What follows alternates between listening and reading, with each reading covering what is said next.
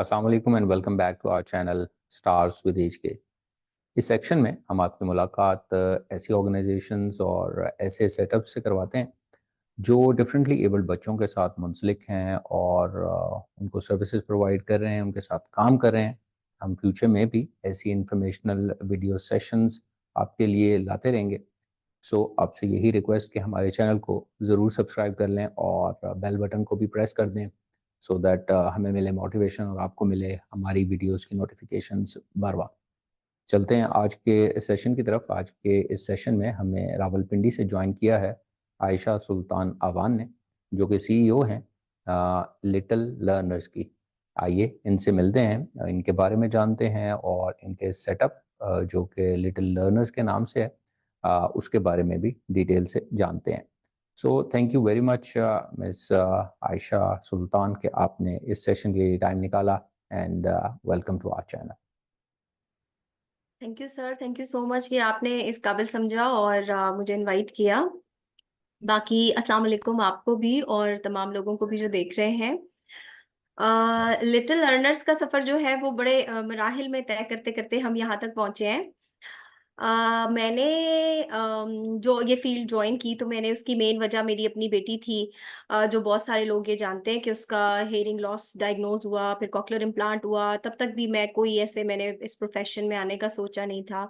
लेकिन इस जर्नी के दौरान मैं बहुत सारे प्रोफेशनल्स को मिली जो बहुत अच्छे साबित हुए मेरी बेटे के लिए भी और मेरे लिए भी। और फिर मैंने बस अपनी बेटी के ऑडियोलॉजिस्ट के कहने पे सरसान दानिश के जो है वो कह लें कि एनकरेजमेंट के ऊपर मैंने पढ़ना शुरू किया तकरीबन 14 साल के गैप के बाद। और फिर बस जब पढ़ना शुरू किया तो फिर मैं रुकी नहीं। मैंने सिर्फ बीए किया हुआ था और फिर मैंने पहले एमए स्पेशल एजुकेशन किया, एमएससी साइकोलॉजी की। लेकिन मेरा गोल ये था कि मुझे एमएस स्पीच पैथोलॉजी करनी है और प्रॉपर वाला स्पीच पैथोलॉजिस्ट बनना है। तो बस फिर ऑलमोस्ट 5-6 इयर्स हो गए हैं और स्टार्ट लिया था बिल्कुल डाइनिंग टेबल की चेयर से एज अ प्रोफेशनल काम करना शुरू किया था, जिसके सामने एक बच्ची आती थी और मैं बिठा के उसके सेशंस करती थी।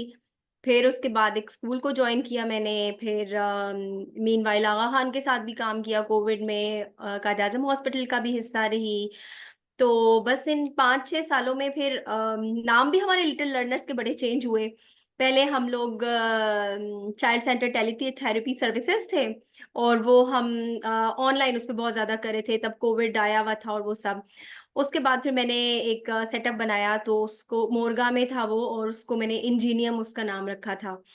बहुत डिफरेंट, बड़ा प्यारा नाम था, उसका मतलब भी बड़ा खूबसूरत था कि किसी के हिडन टैलेंट को, उसके हिडन जीनियस को निकालना। लेकिन फिर हम्म। लोगों ने कहा कि ये मतलब समझ में नहीं आता थोड़ा फौरन से, मुश्किल और नाम है।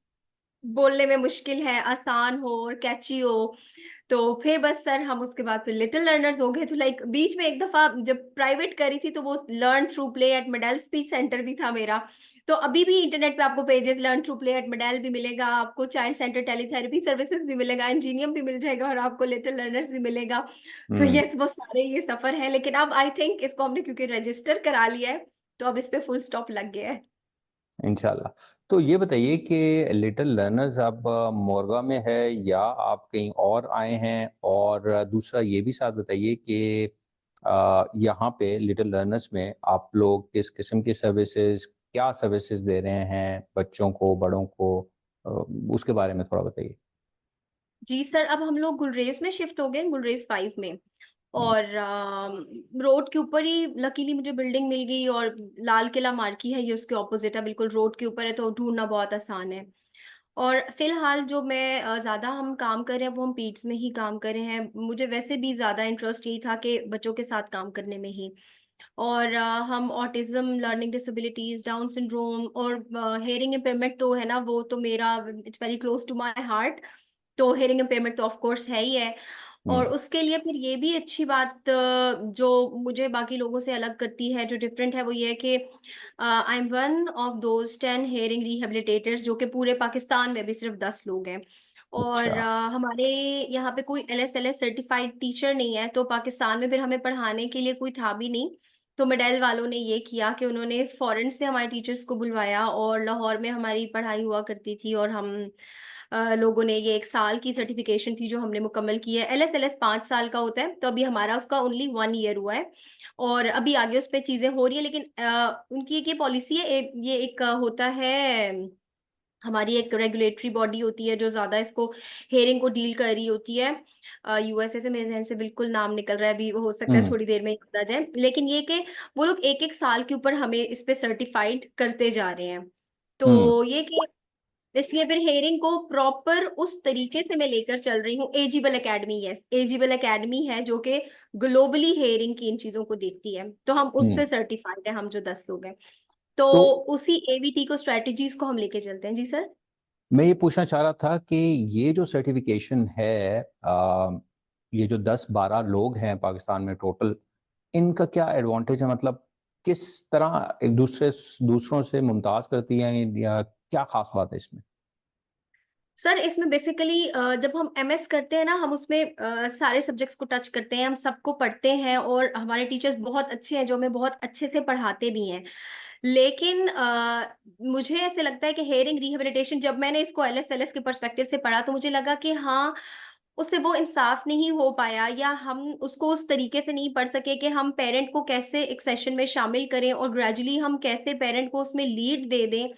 तो इसमें ये था कि जो हमने बाहर से सर्टिफिकेशन की है, हमें इस चीज पे बहुत ज्यादा ट्रेन किया गया है कि आपने सेशन में कैसे पेरेंट को इन्वॉल्व करना है। ना सिर्फ ये कि पेरेंट आपके साथ सेशन में बैठा हुआ है, बल्कि आपने पेरेंट को लीड देनी है, और जहां पे अगर कोई मिस्टेक हो रही है तो हमने कैसे उनको अच्छे अंदाज में करेक्ट करना है।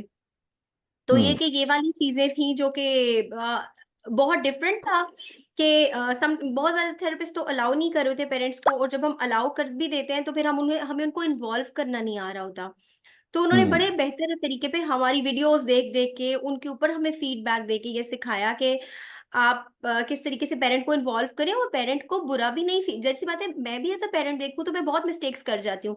मुझे कैसे अच्छे अंदाज में पेरेंट को तारीफ करनी है, हम्म। इनकरेज्ड हो कि वो अपने बच्चे के साथ काम करे, ताकि। हम्म। यानी कि उनको इन्वॉल्व करना भी एक साइंस है कि किस तरह बेहतर तरीके से उनको इन्वॉल्व किया जा सकता है। अच्छा, ये बताइए एग्जैक्टली। कि मैं थोड़ा सा कि जहाँ पे आप जिस तरह डिफरेंट सेंटर्स हैं, डिफरेंट सेटअप्स हैं, जिस तरह आप खुद स्पीच थेरेपिस्ट हैं, ज़्यादा आपका फोकस उस तरफ है। इसके अलावा मैं ये पूछना चाहूँगा कि बिहेवियर की जिस तरह मुख्तलिफ थेरेपीज़ हैं, तो यहाँ पे और इसके अलावा एकेडमिक्स भी है, तो किन किन चीज़ों पे आप लोग फोकस करें अभी, या आगे करने का इरादा? सर अभी हमारा ये है कि हमारे पास बिहेवियर थेरेपिस्ट भी मौजूद है, हमारे पास जो है वो स्पेशल एजुकेशन की असिस्टेंस भी हम लोग दे रहे हैं उसमें के बच्चों को, ताकि मेन स्ट्रीम में कैसे जाएं। ब्रिजिंग प्रोग्राम है जो हम ऑफर करते हैं, और हमारे माशाल्लाह से मोरगा में जो हमारा 1 साल हुआ तो हमारे 2 बच्चे मेन स्ट्रीम गए थे, और तीसरा बच्चा भी जो है वो अब ऑलमोस्ट रेडी है, और वो भी इंशाल्लाह जो है हमारा मेन स्ट्रीम हो जाएगा। तो ये कि इस चीज के ऊपर मैं खुद स्पेशल एजुकेटर भी हूँ, लेकिन ऑफ कोर्स मैं ऑल इन वन नहीं हो सकती। खैर मैं साइकोलॉजिस्ट भी हूँ, मैंने आरबीटी भी किया हुआ है, लेकिन हम्म। मैं बिहेवियर थेरेपी को प्रैक्टिस नहीं करती। स्पीच पैथोलॉजी मुझे ज्यादा पसंद है, तो इसके लिए फिर हमारे मेरे पास अलग अलग प्रोफेशनल्स होते हैं। बाकी ओटी की सर मुझे शदीद नीड है, कोई अच्छा है कि मुझे कोई मिल जाए ओटी, हमारे पास रूम पड़ा हुआ है, सारा कुछ है, बस हमें ओटी का इंतजार है। बाकी हम्म। थोड़ा सा मैं चाहती हूँ कि जो मेरे सेंटर में एक चीज हो जो कि डिफरेंट भी हो और पेरेंट्स के लिए आसान हो, वो ये कि मैं ऑडियोलॉजी को इंट्रोड्यूस कराना चाहती हूँ। मैं चाहती हूँ कि ऑडियोलॉजिकल सर्विसेज भी हमारे पास हो, इसके ऊपर हम वर्किंग कर रहे हैं, हम्म। और ऑडियोलॉजिस्ट वगैरह के साथ मैं इन टच हूँ, और इन चीजों लाइंस के ऊपर हम काम करें, तो इंशाल्लाह देखते हैं कि सून इंशाल्लाह। ऑडियोलॉजी को भी हम लेके चलेंगे। हुँ। अच्छा, ये बताइए कि जो आपने शुरू में ज़िक्र किया कि ऑटिज़्म और इस तरह दूसरी चैलेंजेस पे काम कर रहे हैं, तो बच्चों की असेसमेंट या प्रॉपर डायग्नोसिस, कुछ बच्चे आपके पास बगैर डायग्नोसिस के भी आ सकते हैं, कुछ डायग्नोसिस के साथ आते हैं। तो आप कुछ आपने फ़िल्टर आउट किए हुए हैं, किन प्रोफ़ेशनल्स की सर्विसेज़ लेते हैं आप फॉर डायग्नोसिस, अगर पेरेंट्स को प्रॉपर डायग्नोस चाहिए हो, तो उसके लिए कैसे काम करें? जी। सर ऑटिज्म की वही बात है कि डायग्नोसिस स्पीच पैथोलॉजिस्ट नहीं कर सकता, और अकेले तो बिल्कुल भी नहीं कर सकता। तो ये कि मैं रिलाई करती हूँ उन लोगों पे जिन्होंने एडॉस किया हुआ हो, और क्योंकि एडॉस की जो सर्टिफिकेशन है उसी पे ये होता है कि आप बेहतर तौर पे बता सकते हैं। तो मेरी नज़र में एक तो मैम राबिया ज़ुबैर होती हैं, जो हमारे रिफा इंटरनेशनल में मैम है, असिस्टेंट प्रोफेसर है वो, और इसके अलावा सदर में उनका सेटअप है प्रोफाइल्स। तो मैं जिस बच्चे के भी बिहेवियर में या ऑटिस्टिक मुझे फीचर्स नज़र आ रहे हो, ऐसे सिम्टम्स मैं देख रही हूँ, तो मैं अपने पास जो बच्चा होता है उसको मैम राबिया के पास भेजती हूँ। फिर ये कि हमारे असल में हमारे टीचर्स जब हमें जो सब्जेक्ट्स पढ़ाते थे, तो वो हमारे एक माइंड में भी है कि इस बंदे की, इस टीचर की ये वाली स्पेशलिटी है। अगर कोई हम्म। मुझे बच्चा लगता है कि लैंग्वेज डिसऑर्डर की कोई चीज है, ऑटिज्म नहीं, ये लैंग्वेज वाली साइड पे जा रहा है, तो हमारी मैम स्वैबा बहुत कमाल है उसमें। तो फिर माइंड में वही आती है, हम रेफर करते हैं उनको कि आप गुलबर्ग ग्रीन्स में जाएं, क्योंकि मैम स्वैबा कहीं और पे प्रैक्टिस नहीं करती। हम्म। इसके अलावा अगर एडल्ट्स में कोई मसला आ रहा है डिस्फेजिया का, चबाने निगलने का, तो उसमें मैम रफा मुबीन या फिर कायद आजम में मैम आमना है, फिर हम्म। वहां पे रेफर करती हूँ। और लास्ट बट नॉट लीस्ट हमारी सीडीसी की मैम इरम है। तो जहाँ पे ऑटिज्म भी है और ये मल्टीपल इश्यूज आ रहे हो बच्चे को, तो फिर हम उसको मैम इरम के पास सीडीसी में रेफर करते हैं। तो मतलब मेरे टीचर्स मेरे गुरुज हैं। और यस, हम्म। वॉइस डिसऑर्डर अगर हो तो हम मैम सदफ नवीन को रेफर करते हैं हम्म। कि वहां पर जाएं। और इसके अलावा इस्लामाबाद में है भी वो, और कोई और थेरेप्यूटिक सर्विसेज हो तो हम उनको रेफर करते हैं।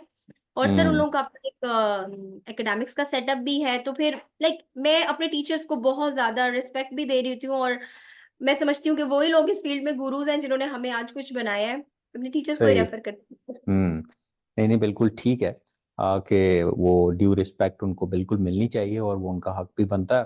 अच्छा ये बताइए कि जब आपके सेंटर में बच्चों के साथ जो काम होता है, स्पीच थेरेपी हो या बिहेवियर थेरेपी हो, ज़्यादातर focus one on one sessions पे ही होता है। तो क्या और भी अप्रोचेस आप लोग इस्तेमाल कर रहे होते हैं ग्रुप सेशंस की या एकेडमिक्स में किसी और तरह से? इसके बारे में थोड़ा अपना मोड ऑफ ऑपरेशन इस सेटअप का बताएंगी? जी सर। सर मुझे हमेशा से लगता था कि हम एक प्लान को प्रॉपर लेके, एक स्केड्यूल लेके इन बच्चों के साथ चले ना, तो इनको भी पता होता है। एक तो ये एक्सपेक्ट कर रहे होते हैं कि ओके ये होगा, इसके बाद ये होगा, इसके बाद ये होगा। तो एक प्रॉपर, एक तो स्केड्यूल हुई हुई चीजें होनी चाहिए। फिर हम्म। हमारा जो अगर मैं एकेडमिक से स्टार्ट करूं, तो हमारी किसी भी एक टिपिकल स्कूल की तरह हमारी मॉर्निंग प्रेजेंटेशन होती है, जिसमें बच्चे दुआ, कलमा, तराना, उसके बाद एक्सरसाइजेज, और उसके बाद हम राइम्स गाते हैं। उससे भी मेरा ये मकसद था कि एक तो ये रेपिटेटिवली सुबह के वक्त जो आउजुबिल्ला बिस्मिल्लाह पढ़ेंगे, हम अल्लाह ताला के 3-4 नाम पढ़ते हैं, ये वाली चीजें तो रेपिटेशन से याद हो जाएंगी उनको। फिर दूसरी बात ये कि एक्सरसाइजेज में अक्सर बच्चों की ग्रॉस मोटर मूवमेंट्स अच्छी नहीं होती, और बच्चा अकेले कर नहीं रहा होता। और एक मॉर्निंग हम्म। में ही आप सुबह सुबह ये चीजें करते हैं, अच्छा आप वार्म अप हो जाते हैं, ग्रुप की एक एक्टिविटी होती है, सारे टीचर्स हम लोग उनके साथ लगे हुए होते हैं।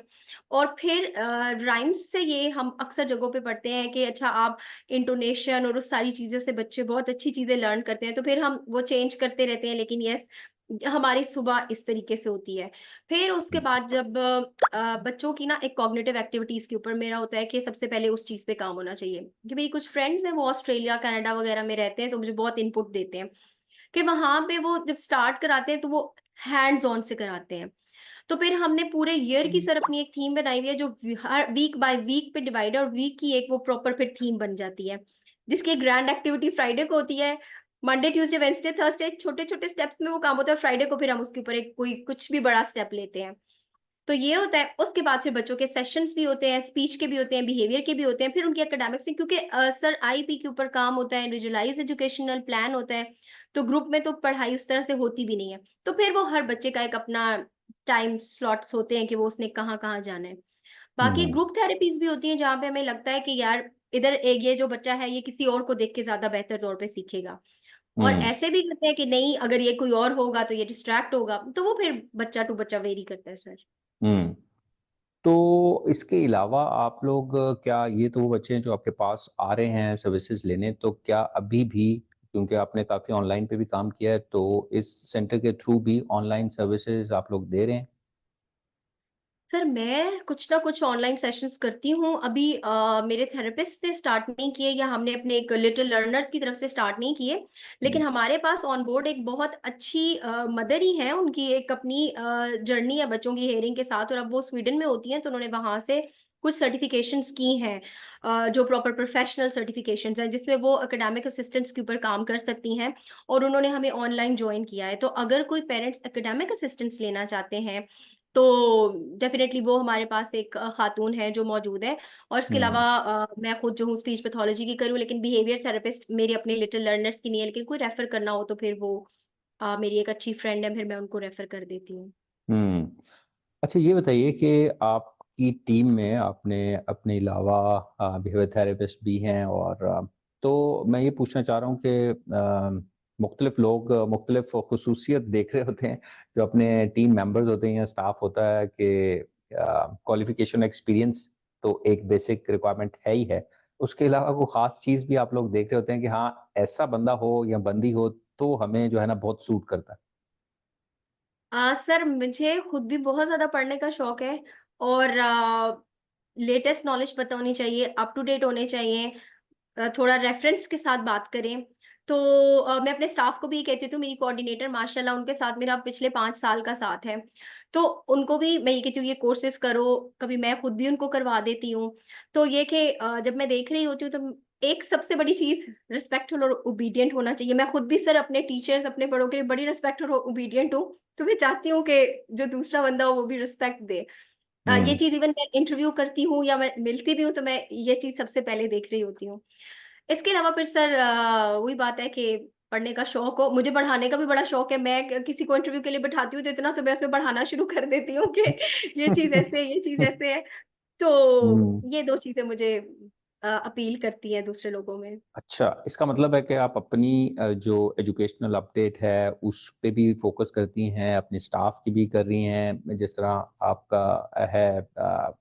लेकिन मैं ये पूछना चाहना था कि जो पेरेंट्स हैं, उनको भी गाइडेंस की, ट्रेनिंग की, काउंसलिंग की ज़रूरत पड़ती रहती है, तो उस पे भी फ़ोकस करते हैं आप लोग? ऑफ कोर्स सर, मैं तो क्योंकि as a mother he field में आई हूँ, तो मैं इस चीज़ को बहुत बेहतर तौर पे समझती भी हूँ और मैंने एक्सपीरियंस भी किया है कि मैं जब स्पीच पैथोलॉजी को जब मैंने जॉइन किया तो मुझे बहुत ज़्यादा चीज़ें इस वजह से भी आती थी कि जो मेरी बेटी की थेरेपिस्ट थी वो बाकायदा लैपटॉप खोल के मुझे बताती थी कि आयशा ये चीज़ ऐसे है, ये चीज़ ऐसे है, और टेक्निकल टर्म्स बताती थी। तो सर जब मैं, क्योंकि मैं तो मदर के साथ ही सेशन कर रही होती हूँ, जब मैं मदर के साथ सेशन करती हूँ मैं उनको अच्छा खासा इतना पढ़ा देती हूँ कि मैं उनको प्रॉपर टेक्निकल टर्म्स बताती हूँ। क्यों? उससे फ़ायदा ये होता है कि आप उसको सर्च करें और आप खुद कितना उसपे मज़ीद नॉलेज ले सकते हैं। तो जब मेरी हुँ। मदर्स मुझसे जब बात करती हैं, वो मुझे बताती हैं, "आयशा मेरा बच्चा आईसीडब्ल्यू लेवल 3 कर रहा है। आयशा हम ब्लैंक लेवल की इस चीज़ के ऊपर है।" और कभी-कभी सर ऐसे भी हो जाता है कि मेरे ज़हन से स्किप हुआ होता है कि ये चीज़ ब्लैंक लेवल 1 में थी या 2 में थी, तो वो मदर को पता होता है कि आयशा ये 2 में ये चीज़ थी, तो मैंने फिर मैं कहती हूँ, "अच्छा यार ठहरो 1 सेकंड मैं ज़रा देख लूँ नोट्स में, हाँ, आप ठीक कह रही हो।" तो मतलब मैं तो मदर्स को भी यही अपना टेक्निकल चीज़ें पढ़ा के बता रही होती हूँ।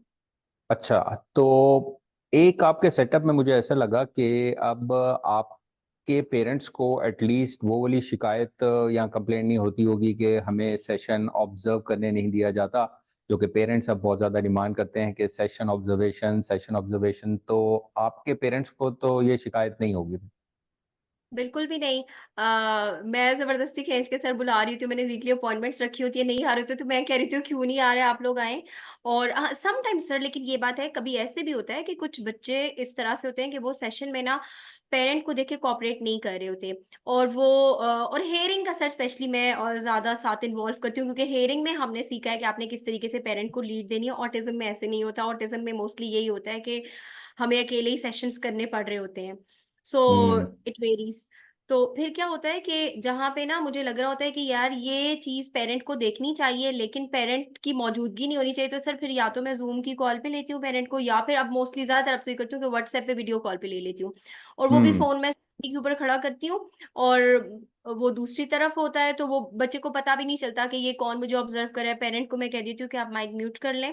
तो इस तरीके हुँ। से भी फिर मैं पेरेंट को इन्वॉल्व कर लेती हूँ कि अच्छा उनको पता हो कि काम किस तरीके से हो रहा है, ताकि घर पे तो, और वो फिर वो ऑटिज़्म के साथ जो भी हो आप उसमें फिर करवा सकते हैं। हुँ।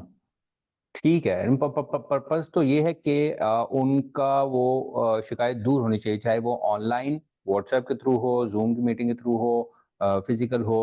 क किसी तरह उनको उस सेशन की समझ आ रही है, पता चल रहा है कैसे काम हो रहा है, तो वो या काफ़ी हेल्पफुल होगा कि वो घर पे भी काम कर सकें।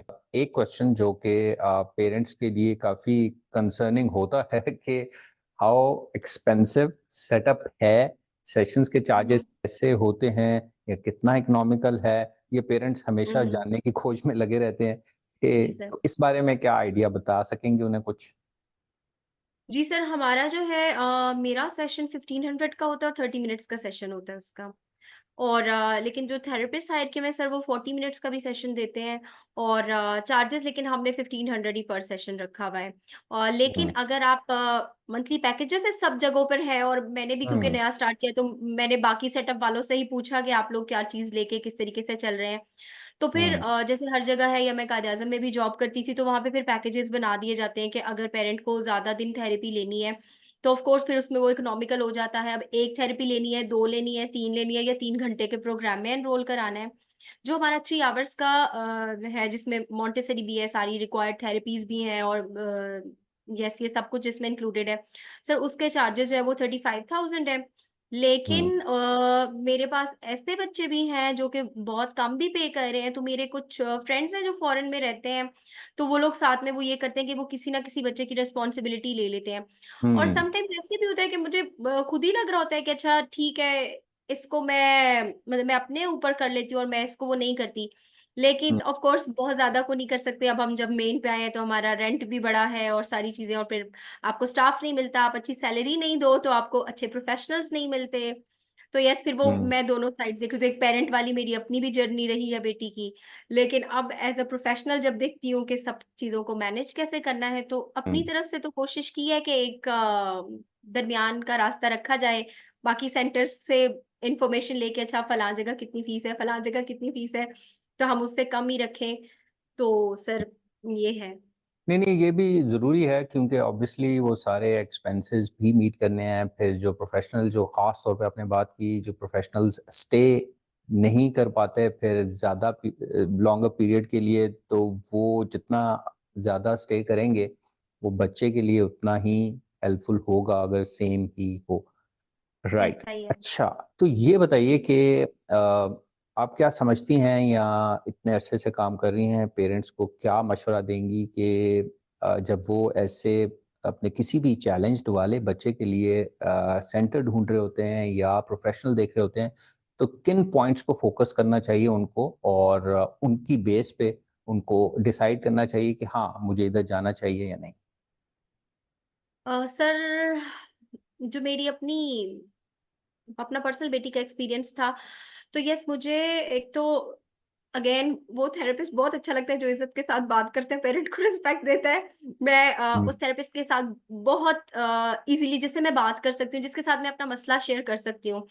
मैं काफ़ी प्रोफेशनल्स को मिली लेकिन मुझे हमेशा उन लोगों के साथ मेरी थेरेपी लंबा अरसा रही जिनसे मैंने बहुत फ्रैंकली बात कर ली। दूसरी बात ये कि जो आपसे मिले, आपसे बात करे, आपके लिए अवेलेबल हो, एडमिशन से पहले भी अवेलेबल हो और एडमिशन के बाद भी अवेलेबल हो। तो ये चीज़ है। दूसरा फिर सर जो पेरेंट्स ऑलरेडी आपसे आगे हैं, जो जा रहे हैं स्कूल्स में, आप उनसे डेफिनिटली पूछें कि भई आपका बच्चा इस इदारे में जा रहा है, इस थेरेपिस्ट के पास जा रहा है, आपका क्या रिव्यू है? तो पेरेंट जो ऑफ कोर्स जिनका बच्चा जा रहा होता है, तो वो आपको एक बेटर रिव्यू दे देते हैं। तो सर हुँ। मेरे हिसाब से ये 2-3 चीज़ें हैं। एक चीज़ मैं ये पूछना चाहूँगा कि आपकी पर्सनल जर्नी के हवाले से कि क्या आपको भी ये मुश्किलात पेश आई कि अच्छा थेरेपिस्ट या अच्छा सेंटर अच्छा कोऑपरेटिव थेरेपिस्ट और अच्छा कोऑपरेटिव सेंटर ढूँढने में हमेशा मुश्किल रही है पेरेंट्स को? यस सर रहती है। आपको पहली बारी में मतलब नहीं वो चीज़ मिल जाती जो आप चाह रहे होते हैं। मैं अगर कहूँ ना कि मैं इतने थेरेपिस्ट के पास गई हूँ और उनमें से मैं सिर्फ़ एक नाम ले सकती हूँ, जो मैं लूँगी नहीं। कि वो थेरेपिस्ट ऐसी थी जो कि मुझे उनके साथ बहुत अच्छा लगा। मैं उसे हर फ्रैंकली मैंने बात कर ली, मेरी बेटी में चेंज भी नज़र आया। जो माँ होती है ना सर, वो इतनी डिप्रेस्ड होती है उस वक़्त जब वो थेरेपीज़ के लिए घूम रही होती है ना और थेरेपिस्ट मतलब समटाइम्स कोई थेरेपिस्ट होते हैं वो आपके बच्चे के साथ बहुत अच्छा काम कर रहे होते हैं, लेकिन वो आपके साथ कुछ इतने डिस्टेंस पे और इतने रूड होते हैं कि आप उनसे सवाल नहीं कर पाते। हुँ, वो हुँ, ऐसी थेरेपिस्ट थी कि वो मेरी बेटी के अलावा मुझे लगता था वो मेरी भी थेरेपिस्ट है, जो मेरी फ्रस्ट्रेशन, जो मेरी टेंशन होती थी, मैं वो भी उससे बात कर लेती थी। तो हुँ, मतलब थेरेपिस्ट को ऐसा होना चाहिए कि वो सिर्फ़ वो उस बच्चे को लेके नहीं चले, वो उस माँ की फीलिंग्स को भी समझे और वो माँ को उससे मिल के लगे कि यार आधा मसला तो मेरा इसको मिल के हल हो गया है। सर थेरेपी तो फिर माँ कराना सीख ही लेती है जब थेरेपिस्ट उसके सामने कर रही है, बता रही है तो। सही।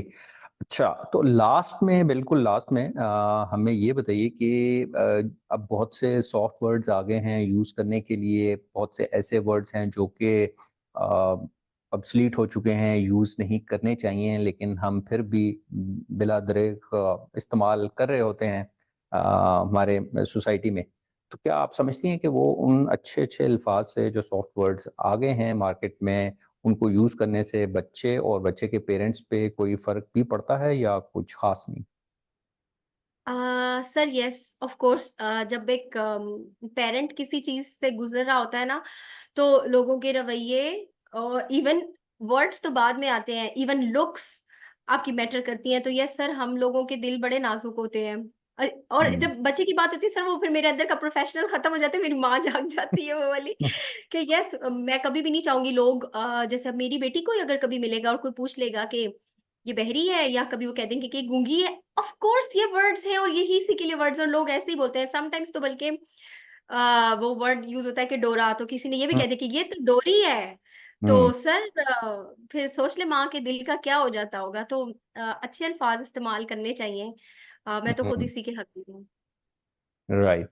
तो इसी अच्छे से नोट के साथ कीजिए कि आप सबको, हमें भी उन अल्फाज के इस्तेमाल से गुरेज करना चाहिए जो कि पेरेंट्स का भी और बच्चे को, हम समझते हैं कि बच्चे को शायद समझ नहीं आ रही, लेकिन उसके बैक ऑफ माइंड में सब कुछ जा रहा होता है। तो हमें तो कोशिश करनी चाहिए कि हम अच्छे अल्फाज का ही इस्तेमाल करें। सो thank you very much Ayesha, आपने टाइम निकाला और अपने सेटअप के बारे में भी इंफॉर्मेशन दी, और हमारी नेक तमन्नाएं आपके सेटअप और आप लोगों के साथ हैं कि आप अच्छा-अच्छा काम करें और लोगों के काम आएँ और लोगों को सर्व करें। और आपने जो इन्फॉर्मेशन दी अपने सेंटर के बारे में, अपने बारे में, आई होप कि वो लोगों के लिए हेल्पफुल होगी, और मोरगा और सॉरी मोरगा नहीं, जो आपका सेटअप गुरेज। था गुलरेज 5 में। तो आई होप कि आसपास के लोगों के लिए ये इन्फॉर्मेशन काफ़ी हेल्पफुल होगी। So thank you very much once again. Thank you sir आपका, एंड वेलकम। राइट। तो इसी के साथ जी हम आपसे भी इजाज़त चाहेंगे। इंशाल्लाह नेक्स्ट सेशन में एक नए गेस्ट के साथ आपकी खिदमत में दोबारा हाज़िर होंगे। Until then take care and अल्लाह हाफ़िज़।